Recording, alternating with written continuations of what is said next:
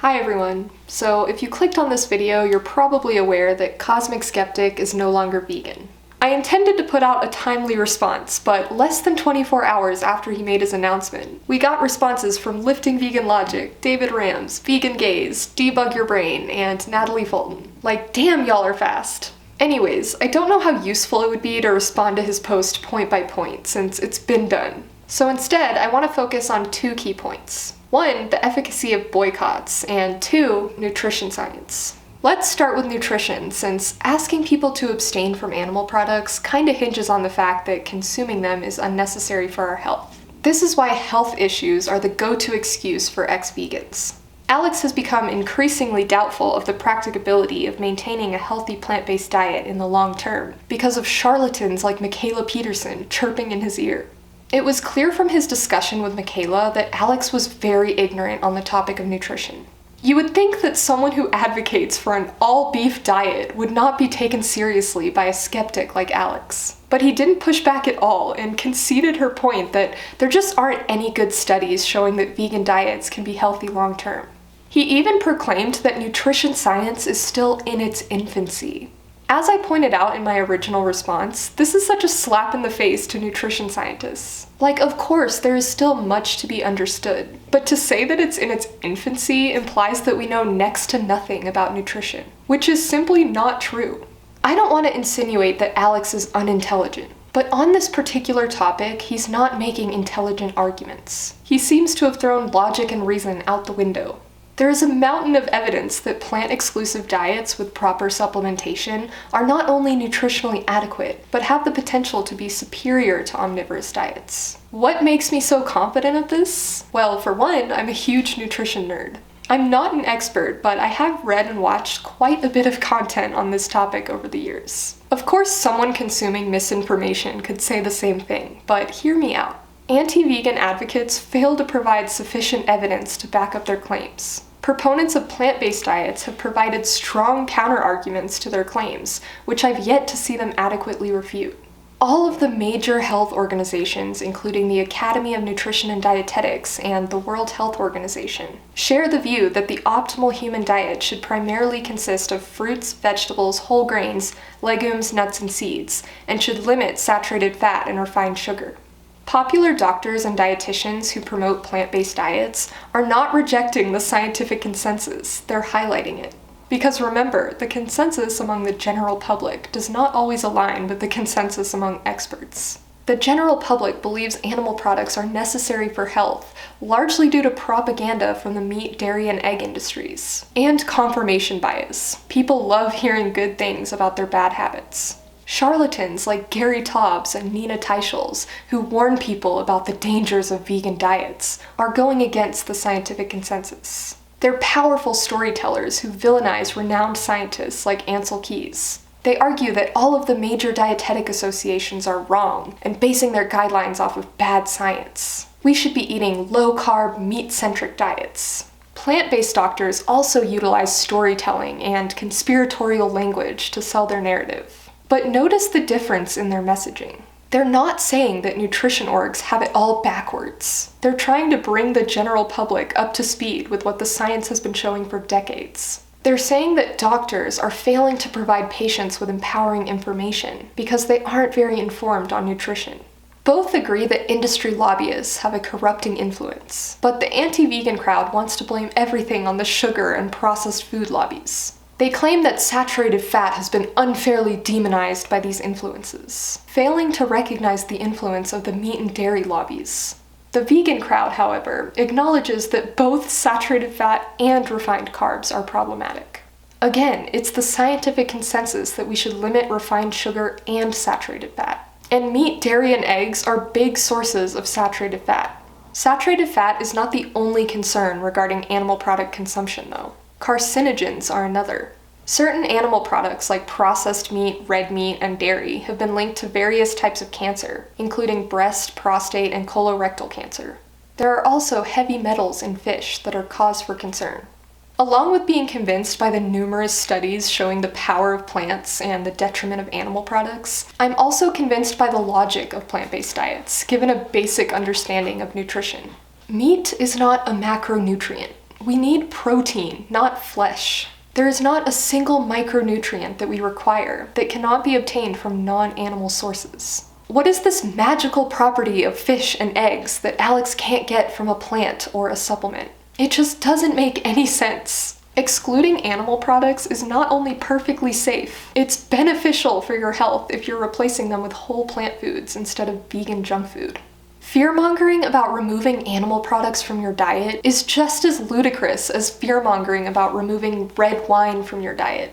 Yes, we all know that red wine has antioxidants, and it's not going to hurt you in moderation. But you can get antioxidants elsewhere. Grapes are a much better choice because they contain the same beneficial properties without the harmful properties. Likewise, plant sources of protein contain the same beneficial properties of eggs, protein, and other nutrients, without the detrimental properties like saturated fat. An algae-based DHA supplement contains the same beneficial properties of fish, omega-3s, without the detrimental properties like saturated fat and mercury. I found it ironic that Alex said this experience has inspired a deep self-reflection and that he will be careful in the future regarding the forthrightness of his convictions. And he did not want to speak about it until he was sure that he couldn't make it practically work. He sounds pretty sure of himself here. He claims to have been humbled, yet he's bold enough to go against the Academy of Nutrition Dietetics, the World Health Organization, Dietitians of Canada, the British Dietetic Association, the Dietitians Association of Australia, the NHS, the USDA, the Mayo Clinic, and Harvard Medical School, to name a few. Alex has said before that extraordinary harm and mistreatment requires extraordinary justification. I second what Soithius said on Instagram. I look forward to his video where he attempts to provide an extraordinary justification. This whole situation illustrates the problem with having too much skepticism. Generally speaking, skepticism is a good thing, but we should use discernment in deciding where to apply greater degrees of skepticism. We should be more skeptical of industry-funded studies than studies that have no conflict of interest. We should be more skeptical of claims made by people like Mikhaila Peterson than we are of claims made by the Academy of Nutrition Dietetics, the largest body of nutrition professionals in the world. The hierarchy of scientific evidence is a handy guide for this exercise. We should be more skeptical of personal anecdotes than we are of randomized control trials. And we should be more skeptical of a single RCT than we are of a meta-analysis of RCTs. These major dietetic associations I listed previously are basing their position on vegan diets off meta-analyses and systematic reviews, which are the highest level of the evidence hierarchy. CosmicSkeptic seems to be applying greater degrees of skepticism to vegans citing major dietetic associations than he is to the people claiming that vegan diets aren't healthy in the long term. In other words, he's applying too much skepticism to high-quality evidence and not enough to low-quality evidence. The same can be said about conspiracy theorists. They are simultaneously too skeptical and not skeptical enough. Overly skeptical of government institutions, but overly trusting of individuals who speak with authority. Now let's move on to the other key point that I wanted to address, the efficacy of individual actions like boycotts. I've teamed up with Nathaniel from Total Veganic Futurism to tackle this point. If you're a fan of my channel, you'll probably love his. So, Alex says he doubts the appropriateness of individual boycotts, and honestly, I understand. I'm sure we've all had moments where the sheer scale of the world's problems, combined with the tendency for existing power structures to distract from systemic change by pushing individualized messaging, can make us feel like our actions alone will have no meaningful impact. However, I'm here to share some reasons why, within a wider context of social change, and especially given Alex's wide influence, rejecting veganism due to these doubts is severely misguided. Now, Alex's post was extremely vague. He says that he still believes the interests of animals ethically matter, but he also never claimed to be consuming what he thought was the minimum amount possible. For the sake of isolating his claim about individual change, let's assume that he is genuine about this belief, that his health problems can be solved on a plant-based diet, and that his doubt on the efficacy of individual boycotts was a reason behind his decision to reject veganism. So, the most straightforward way to push back on the claim that individual boycotts don't have an impact is simply to point out that actually they do. When animal activists say that purchasing animal products causes animals to be exploited, The typical response is to say that due to the complexity and scale of the economy, as well as the disconnection between consumption and production, the reduced demand from one individual boycotting animal products has no causal influence on the exploitation of animals. However, as the economist Stephen McMullen points out in his paper titled Against Inefficacy Objections, modern economies of scale are designed to maximize the efficiency of production and distribution, and this means being highly responsive to information regarding consumer demand using modern information technology. While market logic does incentivize some overproduction to avoid missing out on lost profits, it also, quote, pushes producers to be as responsive as is profitable to changes in consumer demand and to reduced waste. More responsiveness to consumers, if it can be done at a reasonable cost, will only improve profitability. This means that those who argue that the supply chain is not responsive to customers are in the odd position of claiming that these firms are not sensitive enough to the profit motive, which is a difficult position to defend. This means that while it isn't the case that every single avoided purchase of animal products results in a change in production, there is a threshold of demand below which avoided purchases will affect production decisions, and the sizes of these thresholds are minimized as a matter of efficiency and profitability. It's impossible to predict whether any one purchase of animal products will be the one to cross the threshold, but it doesn't matter whether your actions are the one to tip the scales. By individually ceasing to purchase animal products, we add our influence to a collective movement toward a plant-based food system. Of course, Alex knows all this, which is why it's so confusing that he brought up individual boycotts in the first place. It may be the case that he doesn't believe that the number of animals he would avoid exploiting is meaningful compared to the total magnitude of animals exploited on Earth. There are billions of humans exploiting trillions of animals, so in the grand scheme of things, it may seem like the impact of one individual is negligible. However, animal exploitation is not an issue like greenhouse gas emissions, where individual emissions add up to collective consequences. Each animal who has their freedom denied and their life taken from them experiences the consequences of our actions individually. These consequences are far from minor. From the perspective of the sentient beings who are exploited and killed, they are quite literally everything. Also, the idea that we shouldn't avoid causing a small amount of harm because greater harms exist would be an example of the nirvana fallacy, where a realistic but imperfect solution is discounted based on a comparison to an idealized one. I wonder what Alex's credence is on his belief that individual boycotts aren't appropriate. Credence is about the probability we assign to our beliefs being true. If we're being good skeptics, we shouldn't believe anything dogmatically. We should acknowledge uncertainty and try to estimate the probability of our beliefs being false. For example, I would never drive under the influence of alcohol, even if I was really sure that I could make it home safely, because no matter how much I believe that, the probability that I'm wrong is never zero, and the potential consequences are so severe to make it irresponsible regardless of circumstances. Even if Alex's opinion on individual boycotts is very well thought out and his credence is relatively high, how high does it need to be to risk causing the exploitation and death of even one sentient being? If he's as humbled as he claims, then he should realize that his credence should be nowhere near 100%, and that he has no justification for gambling with the lives of anyone else. Someone actually has a quote that's relevant here, but I can't quite remember.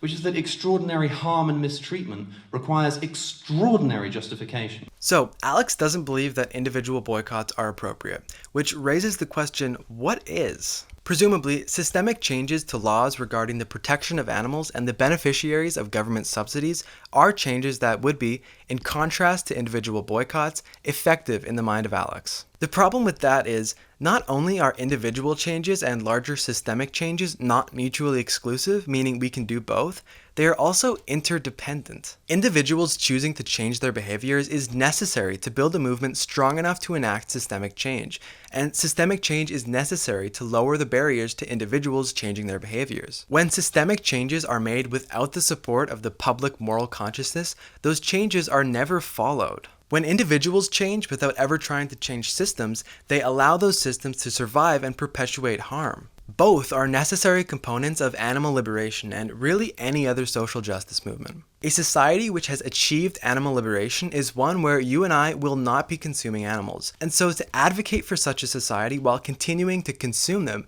is to have a severe disconnect between the ends we seek and the means we use to achieve them. This is a counterproductive failure of a strategy. Giving money to market actors who profit off of animal exploitation directly increases their power, which they will use to secure both systemic change for themselves in the form of government lobbying and individual behaviors in the form of marketing.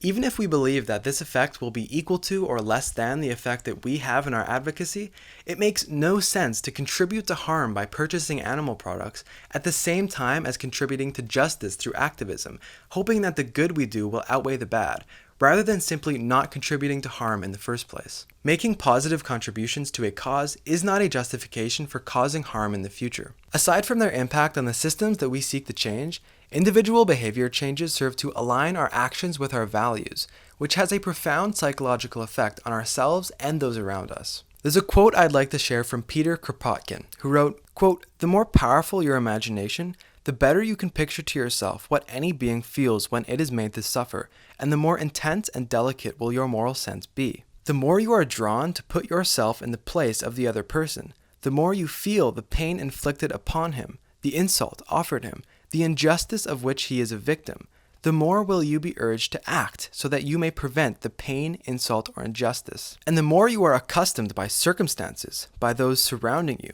or by the intensity of your own thought and your own imagination, to act as your thought and imagination urge, the more will the moral sentiment grow in you, the more will it become habitual." We live in a society where the social norm, the path of least resistance, is a state of complacency with the treatment of animals as property. For an animal liberation activist to be effective, it's not enough for them to understand and articulate the arguments against animal exploitation. They must internalize the belief that sentient beings are not food. I'm sorry to say that it seems like Alex didn't and still hasn't done this. He refers to marine animals as seafood and uses euphemisms like experimenting with how best to integrate them into my life, when what he means is exploiting and killing sentient beings. Anyone who, in theory, opposes the treatment of sentient beings as property, but in practice is comfortable with the consumption of animals, lacks the moral sentiment which is the driving force behind a sustained, habitual effort to go against the status quo. Psychologically, ceasing to purchase and consume animal products expands the comfort zone of our thoughts. When we don't have to face the cognitive dissonance we feel around eating animals, we can more comfortably imagine what it is like to be them. We can allow our empathy to catch up with our logic, and ensure that we will not be complacent again. Not only does this have a profound effect on the individual, it strengthens the message that we send to others. Veganism is not some interesting philosophical idea. It is a moral opposition to a deeply rooted prejudice and injustice. We can talk about logical arguments against the exploitation of animals, but so long as theory isn't backed up by practice, we can't properly communicate the severity and the urgency of our message. Refusing to comply with the property status of animals is the only way that we can grow the moral sentiment in ourselves and spread it to others. There's one last thing I want to address when it comes to cosmic skeptic and individual change. By rejecting veganism in such a vague and public way, Alex hasn't just stopped a boycott of animal products. He has taken years of vegan activism and turned it into ammunition for anyone who wants another convenient excuse to continue exploiting animals. It's one thing when someone who was on a plant-based diet goes ex-vegan, but it's a whole other when someone who was perceived as an intelligent and outspoken activist says they can't maintain the practice of not eating animals. While Alex was a big reason behind why I and many others went vegan in the first place, it's difficult to recommend his work, because to the average carnist, present context will reduce the credibility of the arguments he's made, even when they're strong, core arguments to the vegan message. I hope that Alex can comprehend the magnitude of the harm he's caused from the perspective of those who will experience the consequences, and I honestly hope he is able to sort out whatever caused him to eat animals again. My talk here built off 2 videos about individual change, one from Debug Your Brain and the other from this channel, so check them out if you want more content on this topic. Otherwise, peace out, and thanks for having me, Catherine. Thank you, Nathaniel, for tag teaming this video with me. Lastly, I wanted to address my recent community post, where I confidently state that I will never not be vegan. You won't be seeing an ex-vegan announcement from me unless I fall into a state of psychosis, or AI is perfected and it's a deepfake. One person commented, "How do you know for sure?" This is a fair question. I mean, never say never, right? We should always remain open to changing our minds based on new information. While I understand why my statement sounds a bit dogmatic, I don't think it's dogmatic to hold a position strongly if you have very strong reasons. Is it dogmatic to say that I'll never eat dogs or cats? Is it dogmatic to say that I'll never endorse Trump? I recognize that the word never is not the language of a scientist. Like, technically, we can't be certain of anything. But the spirit of my post is that I'm very, very confident in my position that exploiting and killing animals is unjustifiable. With all that I've learned in my 10 years as a vegan, I can say that the likelihood of me going back to eating animal products is about as slim as me converting back to Christianity or rejecting the notion that humans are causing climate change. It's possible, but you'd have to present extraordinary evidence. Another person commented, "To be fair, Alex would have said the same thing a year ago." I'm not one to say that ex-vegans were never actually vegan. However, it's reasonable to point out that Alex never properly informed himself on nutrition, which left him susceptible to misinformation about the dangers of plant-based diets. In the 3 years he was vegan, he remained agnostic about nutrition arguments when they were brought up. Born Vegan made a great point. This is why we need a holistic approach to veganism. While ethics need to be the primary motivator and grounding for our veganism and activism, it is not the only thing that matters. If we take an ethics-only approach and fail to discuss or at least debunk so many of the pervasive myths around plant-based diets being unhealthy, this type of stuff can happen. While I concede that Alex said things in the past that demonstrated a strong conviction, I believe that my conviction is even further strengthened by my knowledge in nutrition. If you're a fan of Cosmic Skeptic and his announcement has left you questioning your choice to be vegan, please educate yourself on nutrition. Some channels I recommend are Plant Chompers, Mike the Vegan, Nutrition Made Simple, and nutritionfacts.org. But of course, don't look to any of these guys as your guru, and by all means, listen to their critics as well. Thank you so much for watching. Please give this video a thumbs up, and definitely be sure to go subscribe to Nathaniel. Alright, peace out. Yo, how when me eat them, I wonder when me eat. When me tell them say me no eat no fish, no meat now. How when me eat them, I wonder when me yam. When me tell them say that I'm a vegan man. How when me eat them, I wonder when me eat. When me tell them